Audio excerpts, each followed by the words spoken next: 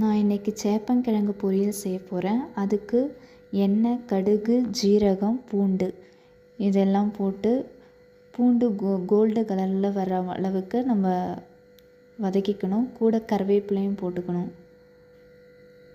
கருவேப்பிலை போட்டு நல்லா பூண்டு கூட வதக்கணும்.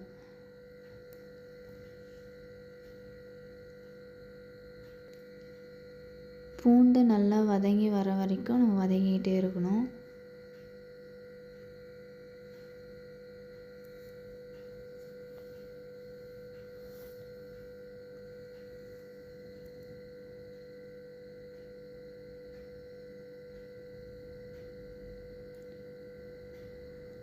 இப்போது பூண்டு நல்லா வதங்கிடுச்சு.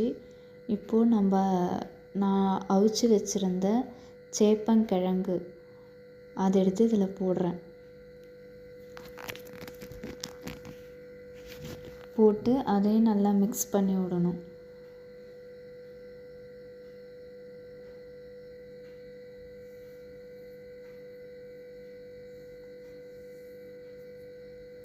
அது நல்லா மிக்ஸ் ஆனதும்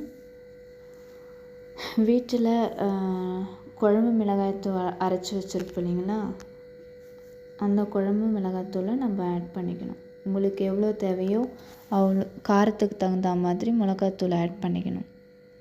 அதுக்கப்புறம் மஞ்சத்தூள், இது ரெண்டும் சேர்த்து நல்லா எல்லா கிழங்குலேயும் மிக்ஸ் ஆகிற மாதிரி நம்ம கிளறி விடணும். அதை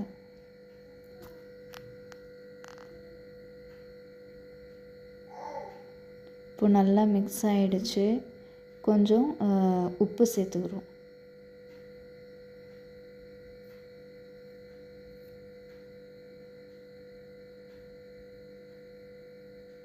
இப்போ உப்பு சேர்த்து நல்லா கலவிட்டு கொஞ்சமாக தண்ணி சேர்த்துக்கிறோம்.